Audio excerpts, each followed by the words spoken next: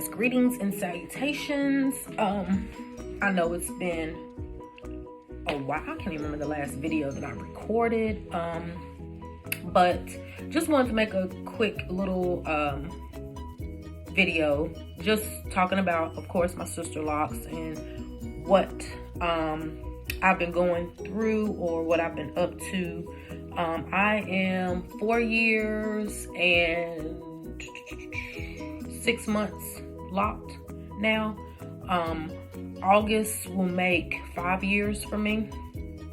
So going into my 5th year is a little different. I'm not gonna lie, I oftentimes look up videos with people that have combed out their sister locks. And I go back and forth. Like, sometimes I want to take them out because the cost of it. I went from paying, when I started my sister locks, I paid $800. I had 5 inches of hair, cut my hair down to 5 inches so that it could be more affordable for me to get the install. So I did that. And as time went on, the lady who was servicing my hair, awesome job. To me, probably the best in the industry that I know of because she started me. But as time progressed, she kind of stepped away from doing hair. She decided to take other avenues. I mean, she had built up the clientele, and she was a salon owner. So she pretty much she didn't have to work. I think right now what she probably does is installs. But as far as maintaining the hair, she does not. I do not know how many locks I have. My hair is very thick, so because it's thick, I feel like my sister locks, or I've been told my sister locks are smaller, or I don't know. They're supposed to be small. So like, when people tell me, oh, your hair, you have a lot, I'm like, yeah, it's the density. I have a lot of hair. Like, the look of them, they look just like anybody else's to me. But I guess once you get in there and you have to retie them, then that poses another issue. But we'll get to that. We'll get to that part. So my person who started me, like I said, she stepped down. Okay, so this was after, I think I had been locked maybe a year or two. I can't really remember. So then I transitioned over to a new person. Liked her. She was really good, did a great job. She was the one who felt like my hair was, I guess, too small, or it's just too much, and maybe too much for her to handle. Because it would take her, whereas my old girl, it would take maybe 2.5, 3 hours. This one would take maybe 4 or better, just depends. So with that, I felt like she kind of was trying to talk me into it. And in the moment, I'm like, I want my hair done, and I want it maintained by somebody good. So I had even considered combining my locks just so it would make it easier for whoever was going to be doing the upkeep of it, because I know personally I will never be able to retie my own hair. I just can't. When the pandemic happened, I bought the interlocking tool. I was like, okay, I'm gonna have to, try to maintain the perimeter of my head, because we didn't know when we would be able to get back into the salon and whatever. And I ended up interlocking 2 together that weren't supposed to be. It was a whole mess, and I was like, yeah, that's not my calling. I'm not gonna be able to do that. So decided, okay, you know what, if she thinks that my hair is too small, or the locks are too small and they need to be interlocked together so that it makes it easier to maintain, whatever. So the more I thought about it, I got the color in my hair, just kind of wanted something different. The more I thought about it, I was like, I don't really want my locks to be together. Like, that's not the look that I'm going for. I had traditional locks and I didn't like them because of the size. So I'm like, if we start to doing that, what if they get too big and I don't like them? But then she was saying, oh, once we interlock them and once it gets to a certain length, we can just cut the one lock off, because she was going to put 2 together. So whichever one grows the best, we'll cut the other one off, so it'll just be like one lock. And I'm like, okay, no. So after I got my color in my hair with this person, she put the color in my hair, had booked this appointment a while ago, and the day of the appointment, she only had enough to do part of my head. And I was like, okay, does that mean we're gonna do part the cost because you're not doing my whole head? No, I paid full price. So after that, I was just like, you know what, it may be time for me to go somewhere else, because I just felt like, one, you're not prepared. You know, I had booked the schedule well in advance, so you should have already had the color. And even if you didn't have the color, you should have went out and got it instead of doing part of my head. And then if you're going to do part of my head, charge me for the part that you're doing. Don't charge me for my full head and you only did part of it. Then it got to the point where I think, I had gotten a retie previously before the color, and I'm thinking, I don't know what it is now about these stylists not wanting to do your hair, not wanting to wash your hair. Like, I'm old school. I grew up, you know, in the times where you went to the beauty salon and you got the full throttle. You got your hair washed, deep conditioned, like you got everything, and there was no extra fee for this or extra fee for that. Like, this is part of the service. Who wants to do hair on a dirty scalp? Like, is that even a thing? Like, are you supposed to be able to do that? I don't know. Maybe things have changed. I don't know.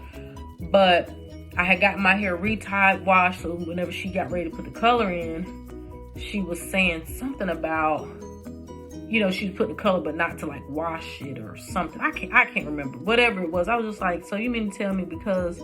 No, when I went back to get the retie, that's what it was. She was like, oh, well, I just washed you and did the color, so I'm not going to wash, I'm just going to do the retie. I'm thinking, that makes zero sense to me, because for me, my scalp is dry oftentimes.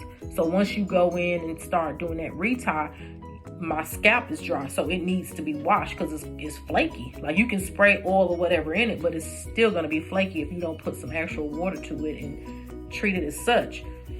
So after that, I gotta have some coffee. After that, I was just like, you know what?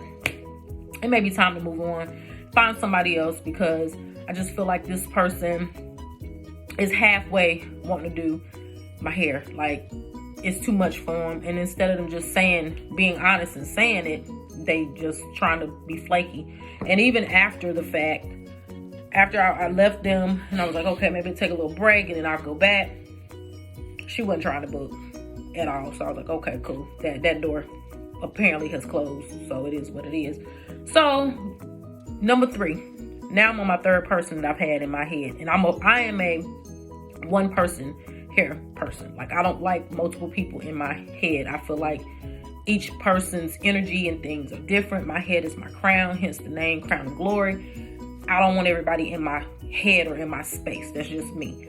Got to the 3rd person. 3rd person, I had this person worked at the salon of the first, when I first got started. She had worked there, so she had washed my hair before. She'd seen me before because she was kind of new coming into the game. But she was in the area where I live, so I was, you know, I'll give her a try. And I had seen her work, so I was kind of pleased with it. So I was like, whatever. Go to her, cool.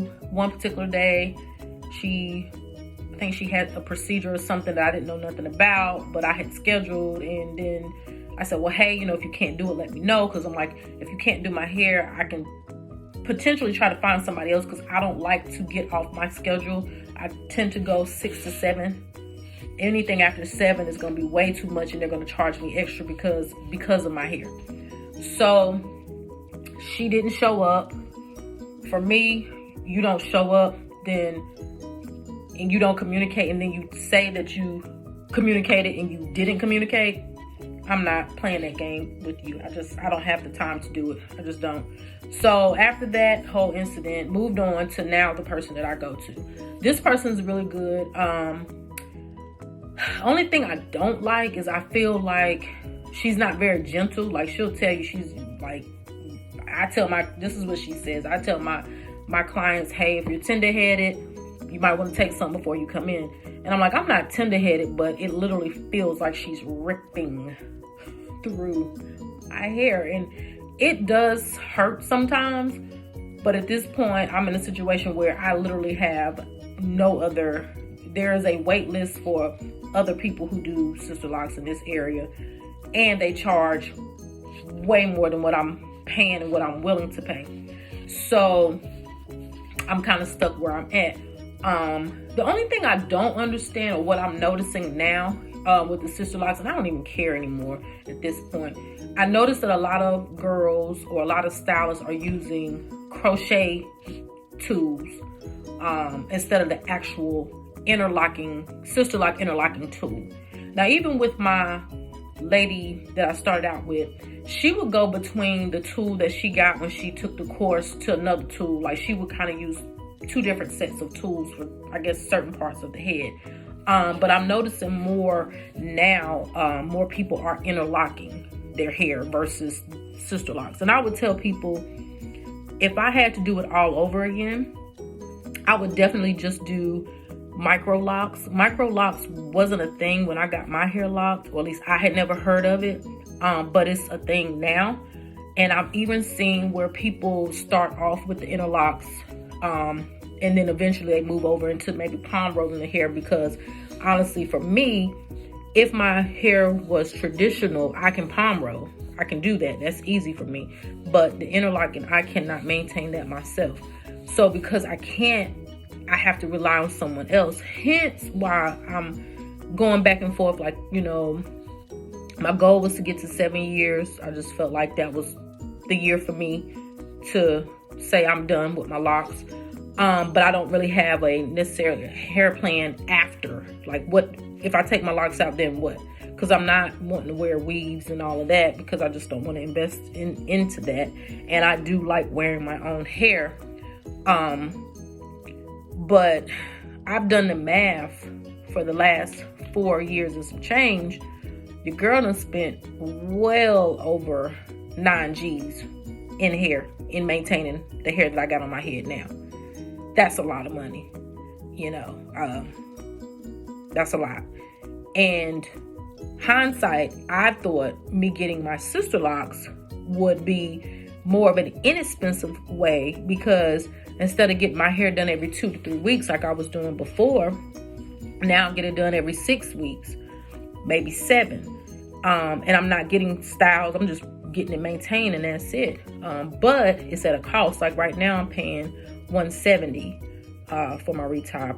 Before that, I was paying $125, and before that, I think I was paying $100. So it's increased tremendously, but nothing in the service has really changed. Like, I'm not getting more of anything. I'm getting the same and or less. I went to, before I found this person I'm going to now, I had to even go to like an African braiding salon to get my hair retied, because I didn't have any other options. And then I had to stop going to her. I was like, okay, maybe I'll make this my person. Even though she don't wash my hair, at least she's close.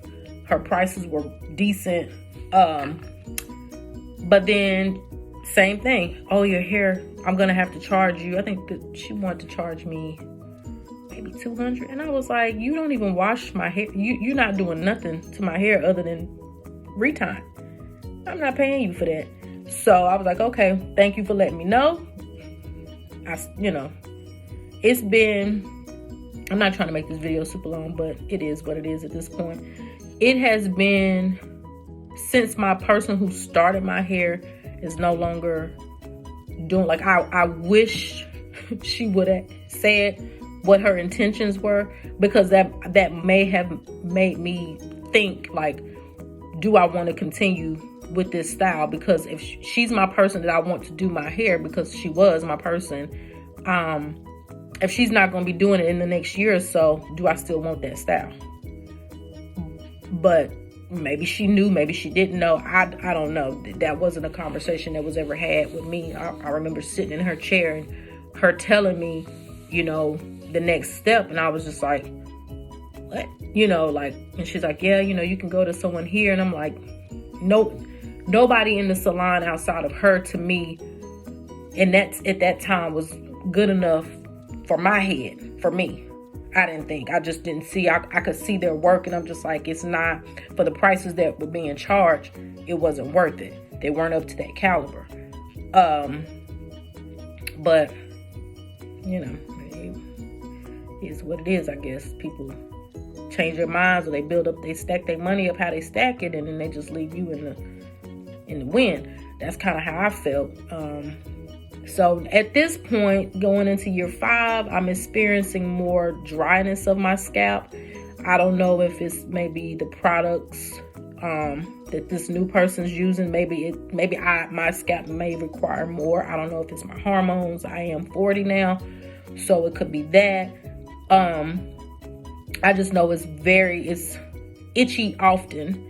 I have to wash it at least once a week, whereas before I could get away with washing my hair maybe every 2 weeks. But now I definitely have to wash it every week. And then I'm constantly looking for new oils or new products to put in my hair to kind of help give me that moisture and to keep my scalp from being itchy.